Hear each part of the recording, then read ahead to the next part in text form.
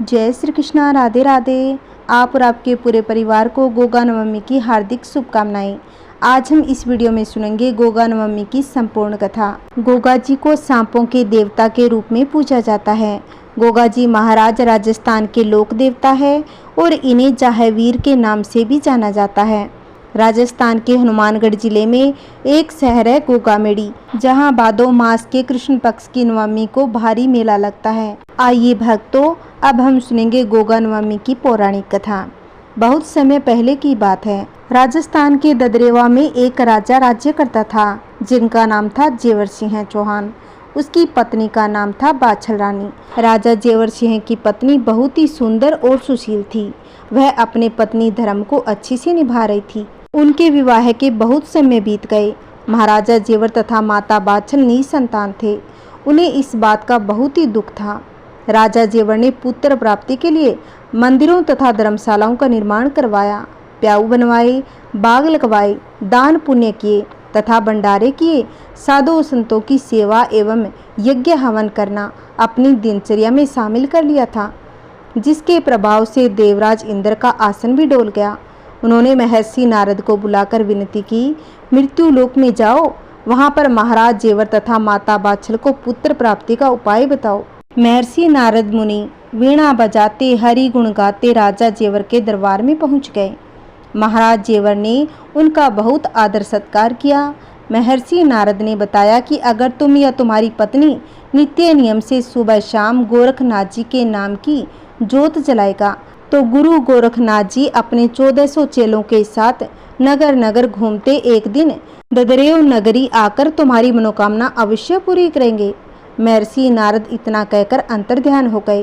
राजा जेवर ने महल में आकर माता बाछल को सारी बात बता दी तथा माता से अनुग्रह किया कि यह कार्य आपको ही करना है। माता ने सहर्ष गुरु गोरखनाथ जी की जोत जलाना स्वीकार कर लिया तथा नित्य नियम अनुसार गुरुजी की आराधना में स्वयं को समर्पित कर दिया।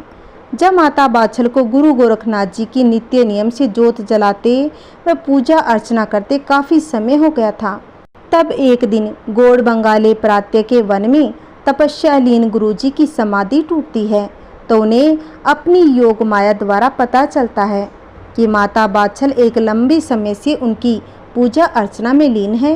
गुरु गोरखनाथ जी तुरंत अपने चेलों को तुरंत बागड़ देश की ओर पलायन करने का आदेश दिया तथा नगर नगर भ्रमण करते हुए रात के समय ददरेवा पहुंच गए तथा सूखे हुए नौलखा बाग में एक ऊंचे स्थान पर धूनी रमाकर बैठ गए। यात्रा की थकान के कारण चेले तुरंत ही ठंडी बालू रेत पर निंद्रा आ गई, परंतु जब सुबह हुई तो तेज धूप उन पर आग बरसाने लगी। हर तरफ सूखा ही सूखा था। बेहाल हो जल की तलाश में निकले। कुआं तो मिला पर जल नहीं। हताश होकर गुरु गोरखनाथ जी की शरण में आकर अपनी व्यथा सुनाने लगे। गुरुजी ने उन्हें आदेश दिया और कहा, यह धूनी की भभूति नौलखे बाग में पेड़ पौधों पर अलख निरंजन का उच्चारण करते हुए गिरा देना। भभूति के प्रभाव से नौलखा बाग जो सूखा पड़ा था हरा भरा हो गया तथा गुरुजी द्वारा दी बस्मी से कुएं में मीठे शीतल जल का एक उफान आया, जिसे जल कुएं की हद से तीव्र गति से बाहर आने लगा, जिस पर ओगड़नाथ जी घबरा गए और कहने लगे, तुम्हें मेरे गुरु गोरखनाथ जी की आन जो हद से बाहर निकले, अपनी हद में रहो। ओगड़नाथ जी के वचन सुनकर कुएं का जल अपनी हद में ही रह गया। सभी चेले खुश होकर गुरुजी की जय जयकार करने लगे। महारानी की दासी मूंगा दे किसी कार्य से जब नौलखे बाग की तरफ आई तो वह हरा भरा बाग देखकर हैरान हो गई। जिज्ञासावश वह बाग में प्रवेश किया तो पाया कि कोई संत अपने चेलों सहित धूना रमाए बैठा है। उसने एक चेले से पूछा तो उसने बताया कि गुरु गोरखनाथ जी अपने 1400 चेलों के साथ यहाँ पधारे हैं। मूंगादे की खुशी का ठिकाना न रहा। वह खुशी खुशी महल की तरफ भाग पड़ी। महल पहुंचकर हाँफती हुई माता बाछल से बोली, अब हमारे दुखों का अंत हो गया है। आपको गुरुजी की जोत जलाना सफल हुआ। गुरुजी अपने 1400 चेलों के साथ नौलखे बाग में पधार गए हैं तथा उनकी असीम कृपा से सूखा बाग हरा भरा हो गया है। हर तरफ फूलों एवं फलों की सुगंध मन को मोह रही है। कुएं में मीठा शीतल जल भर गया है। दासी के अनुग्रह पर माता ने जब सबसे ऊंची अटारी के झरोके से देखा तो दंग रह गई।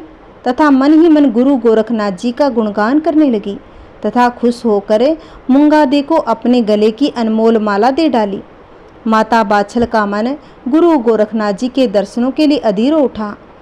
राजा जेवर वन में गए हुए थे, इसलिए माता बाछल अपनी सास राजमाता रामकौर से आज्ञा लेने के लिए गई। तो माता ने उन्हें समझाते हुए कहा कि आप पूरे राज्य में ढिंडोरा पिटवा दो कि साधु संतों को प्रथम भिक्षा महल में ही दी जाएगी। जो भी व्यक्ति इस आदेश की को अवहेलना करेगा उसे राजदंड दिया जाएगा। इससे ये होगा कि घर बैठे ही संतों के दर्शन हो जाएंगे।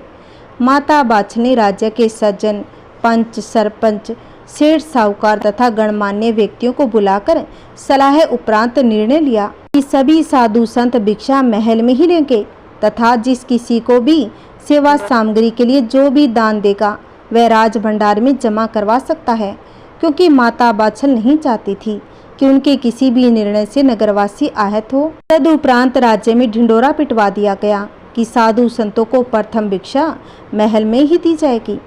गुरु गोरखनाथ जी ने अपने प्रमुख शिष्य संत ओगड़नाथ को आज्ञा दी, तुम नगर में जाकर भिक्षा मांग कर लाओ, परंतु भिक्षा में केवल अन्न ही लेना और वह भी बच्चों का जूठा। संत ओगड़नाथ अपने गुरु भाइयों के संग नगर में भिक्षा के लिए पहुंच गए, परंतु जब किसी घर से भिक्षा नहीं मिली तो वे एकदम हताश हो उठे। इतने में उन्हें बताया कि आपको भिक्षा राजमहल से ही मिलेगी। संत ओगड़नाथ अपने गुरु भाइयों के संग राजमहल पहुंचकर अलख लगाने लगे। अलख निरंजन का शब्द घोष जब राजमहल में हुआ तो माता बाछल की खुशी का ठिकाना न रहा। माता बाछल ने दासी के हाथ हीरे मोतियों से भरा थाल संतों की सेवा में भिजवा दिया। दासी के हाथों में हीरे मोतियों से भरा थाल देखकर संत ओगड़नाथ बोले कि माई, ये कंकर पत्थर किस काम के, ये हमारे किसी भी काम के नहीं हैं। संतों की बात सुनकर दासी ने कहा, इन चीज़ों की कीमत तुम क्या जानो, देखी बगाड़ने लगी। इस पर संत ओगड़नाथ जी ने गुरुजी का ध्यान करके अपनी झोली को थोड़ा टेढ़ा कर दिया, जिससे वहाँ पर हीरे मोतियों का ढेर लग गया। दासी घबरा गई और सोचने लगी, जिस गुरु के शिष्य इतने करामाते हैं वह गुरु कैसे होंगे। महारानी की मनोकामना जरूर पूरी होगी तथा राजमहल में किलकारियां जरूर गूंजेगी।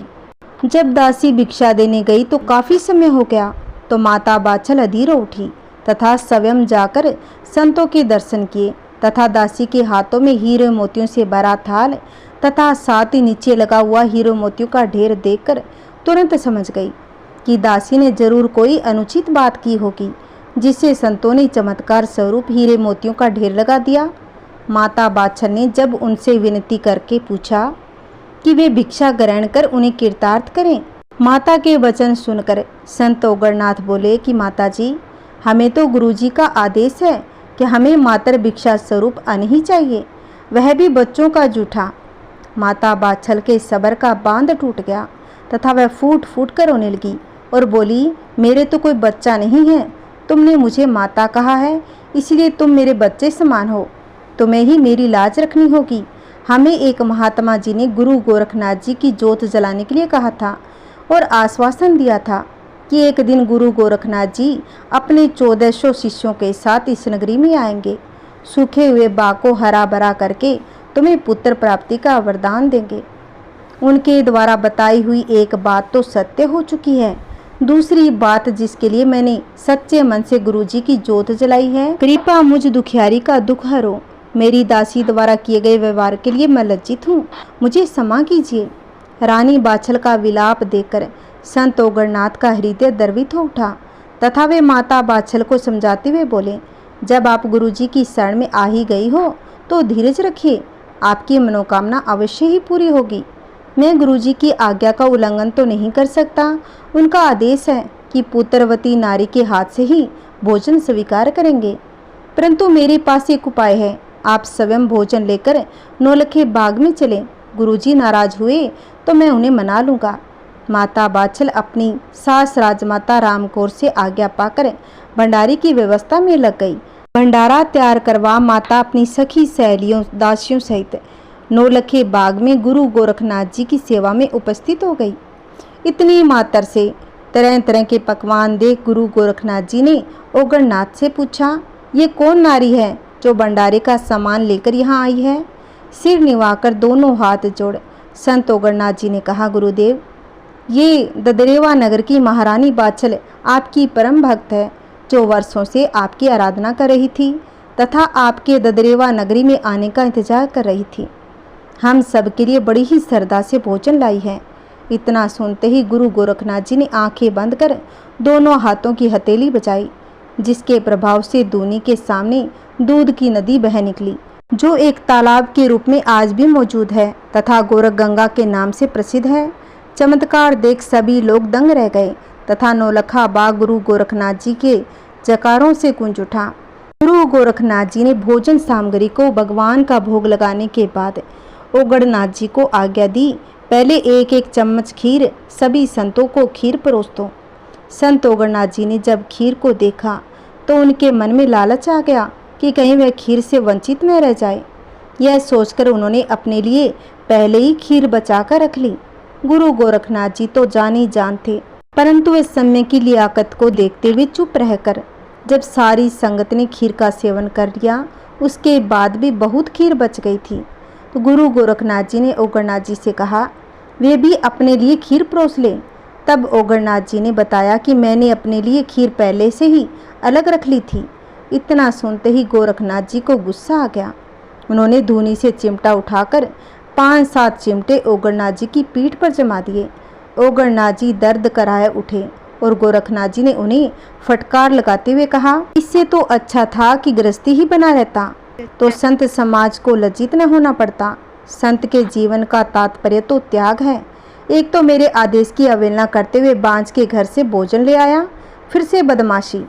गुरु गोरखनाथ जी का गुस्सा और ओगरनाथ जी को पीटता देख माता बाछल की आंखों से आंसू बह निकले और जिसे देख ओगरनाथ जी दर्वित हो गए।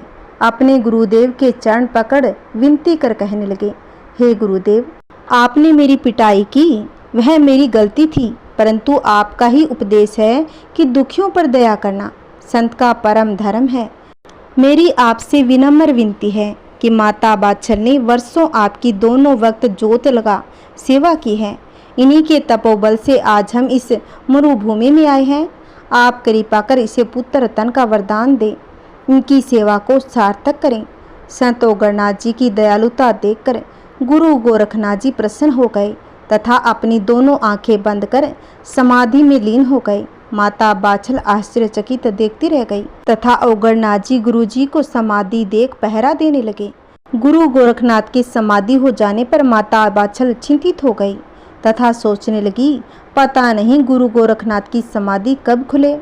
वह तन मन से गुरु सेवा को समर्पित हो गई तथा अपने लंबे खुले बालों से गुरु जी के धोने के आसपास सफाई करती तथा संतों के खान पान का प्रबंध करना अपनी दिनचर्या में शामिल कर लिया। इस प्रकार सेवा करते हुए माता बाछल को बहुत समय हो गया। माता बाछल बहुत कमजोर हो गई तथा फूल सा चेहरा मुरझा गया। योगेश्वर श्री गोरखनाथ जी माता की भक्ति से प्रसन्न हो गए तथा अपने नेत्र खोल महारानी बाछल की तरफ देखकर बोले, भूख लगी है, कल सुबह अपने हाथ से बना करके भोजन लाना, उसके बाद ही हम तुम्हें वरदान देंगे। महारानी बाछल गुरुजी के मुख से इस प्रकार के वचन सुन फूले नहीं समाई तथा प्रसन्नचित हो गुरुजी को प्रणाम कर महल की ओर चल पड़ी। महारानी बाछल के चेहरे पर प्रसन्नता देख महारानी बाछल की बहन काछल को बहुत ही आश्चर्य होने लगा।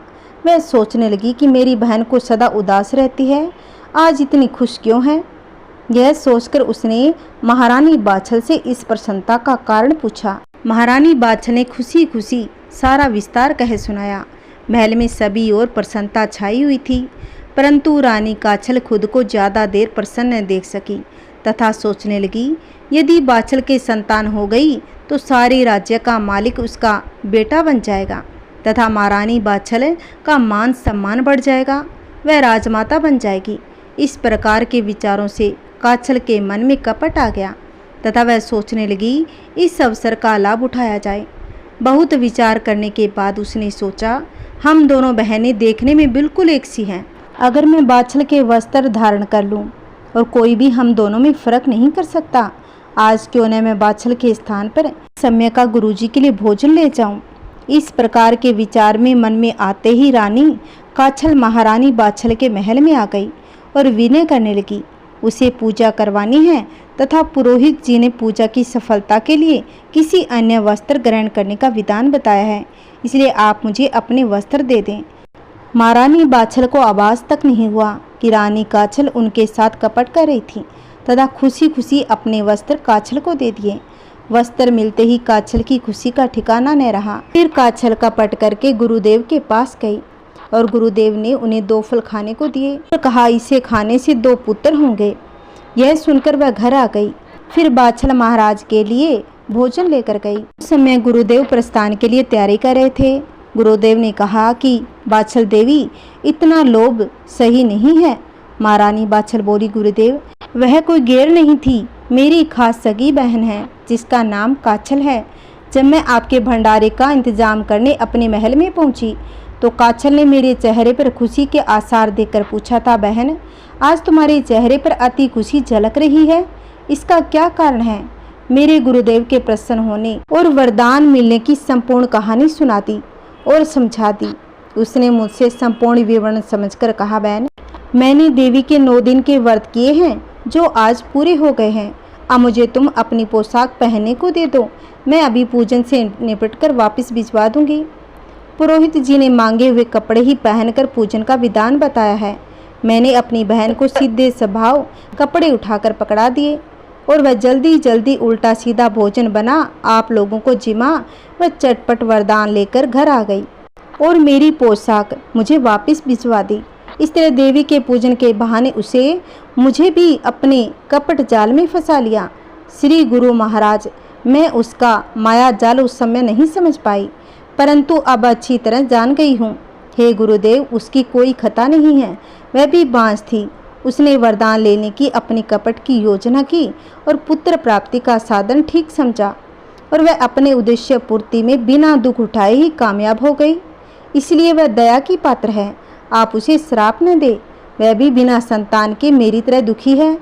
महारानी बाछल के वचन सुनकर गुरु गोरखनाथ जी महाराज मन ही मन अति प्रसन्न होकर कहने लगे, वारे भारत की नारियों, तुम कितनी उदार और दयावान हो, इसलिए तुम्हारी मनोकामना कैसे अधूरी रह सकती है।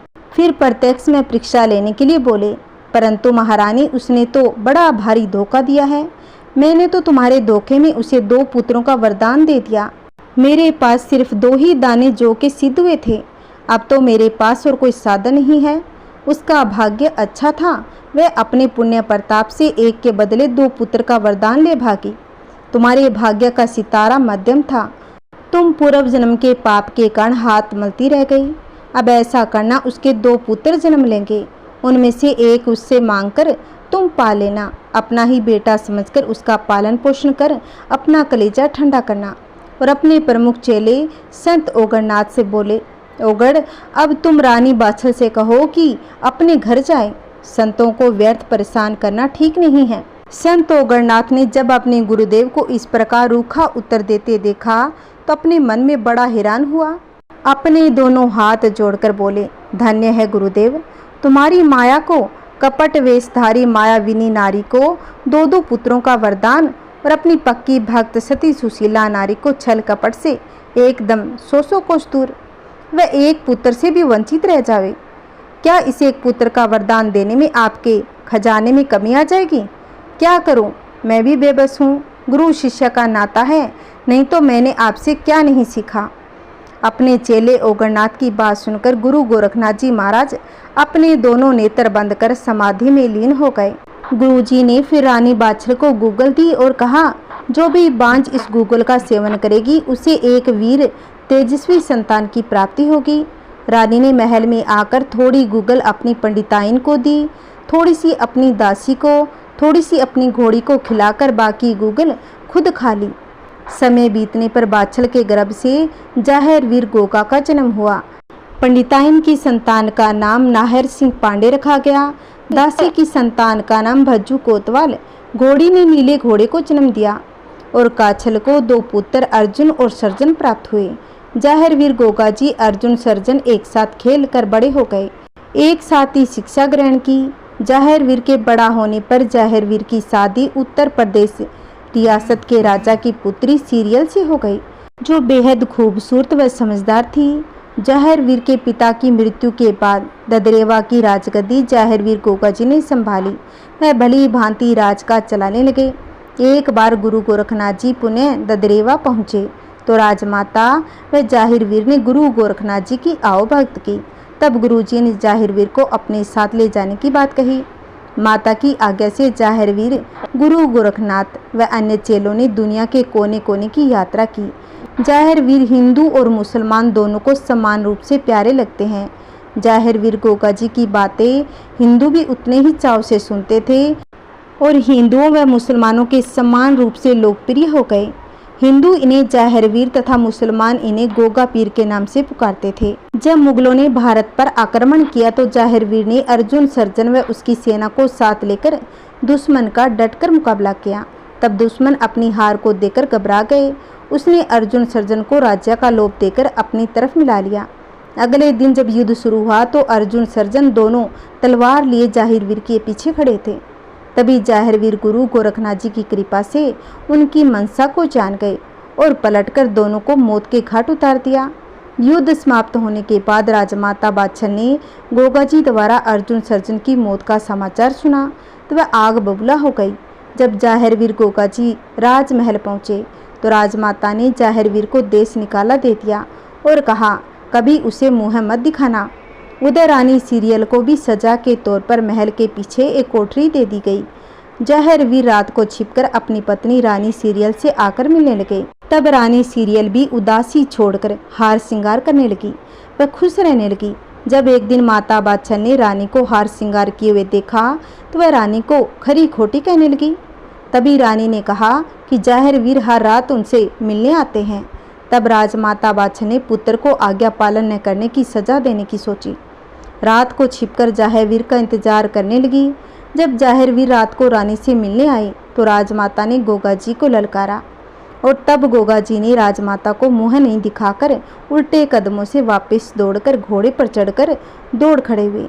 तभी राजमाता बादशाह ने हाथ में तलवार लेकर जाहिरवीर के घोड़े के पीछे अपना घोड़ा दौड़ा दिया। काफ़ी दूर तक पीछा करने के बाद जाहिरवीर का घोड़ा यहाँ जंगल में वर्तमान गोगामेड़ी में दलदल में फंस गया। नीला घोड़ा गोगाजी दोनों धरती में समा गए। जब इस बात का पता रानी सीरियल को चला तो रानी ने भी समाधि ले ली।